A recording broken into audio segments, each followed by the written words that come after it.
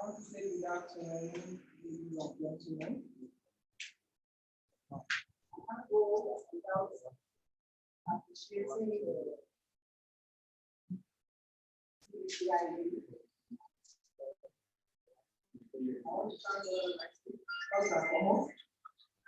I want to appreciate Professor Osogbo for this great opportunity to speak in this gathering today. I want to appreciate the Chairman Board of Trustees in absentia, the Executive Director, CBCIU, Professor Osogbo, the management staff of CBCIU, the co-speakers of the day. I appreciate you. Thank you, Mr. Makinde, Mr. Fanny. I want to come back home and appreciate my people that followed me here. The directors for Ministry of Culture and Tourism, Mr. all members of staff of Ministry of Culture and Tourism, thank you for coming. I can see lesbians there. Tampan, you are welcome. This is Solabomi Akinsola. I can cite you there. You are welcome. I am Mama.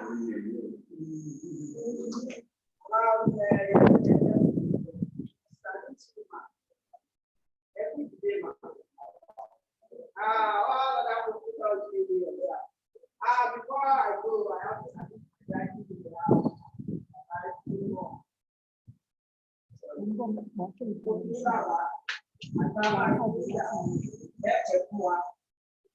Yes, my paper today, I titled it When Culture Meets Museum. When Culture Meets Museum. I want to congratulate us for witnessing this year World Museum Day. The day is important to enable people look back to their past and recreate it for the future. This year's theme of the celebration is the power of museum, recover and imagine. Its act as efforts worldwide are made to preserve our heritage. I have derived a new topic from the major theme of this year's World Museum Day to explain greatly the need of museums in the preservation of our culture. Museum services in Nigeria serves as a major source of arts for conservation and preservation of its cultural heritage. It is a fact that Nigeria in Africa is endowed with great cultural heritage, which needs to be adequately documented. Museums are buildings in which we see many things of artistic, cultural, historical, traditional, and objects of scientific knowledge. It is a great source of knowledge. It is not only gives us knowledge, but also makes us familiar with our history, culture, civilization, religion, art, and architecture of our country. In the museum, there are many things we are kept for the public, and through all these things, we can come to know how people of ancient times lived, what they used, and the things they made. Therefore, museums are also called storehouses of history.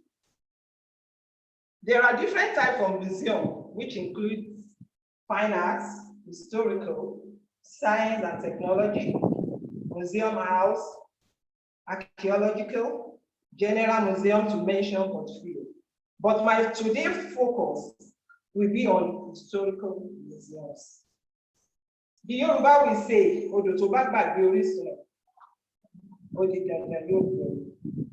I cannot overemphasize the need for us to stay connected to our historical background, the history that defines us, in order to understand who we are and where we are originated from.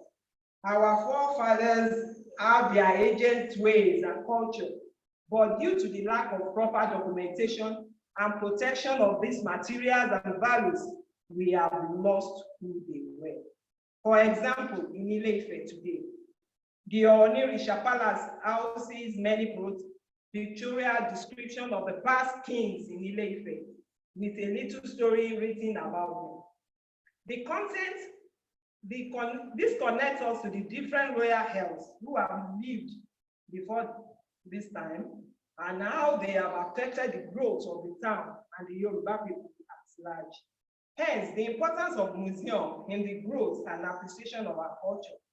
I would like us to use my father, late Chief Dúró-Ladipo MON, a theatrical icon who had great touch in the uplifting of Yoruba culture and propagating it to other countries.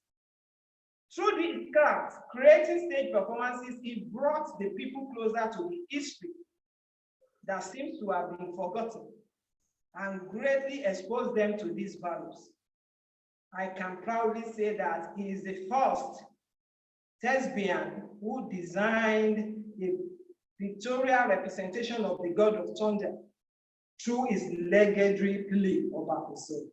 And today, people have adopted this creation to celebrate, represent, and discuss the demigod Osogbo.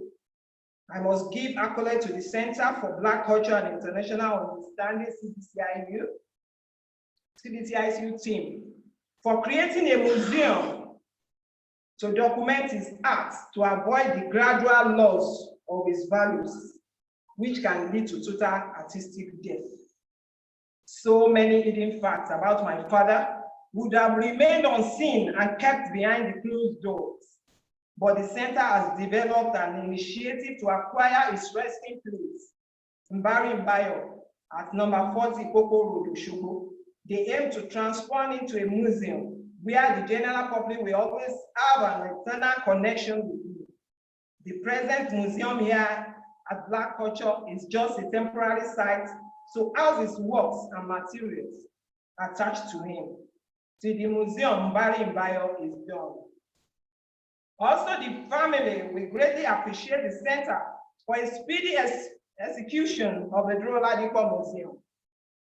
Different people from various countries who have heard and studied the icon thespian can visit the museum to see who he was and that he created.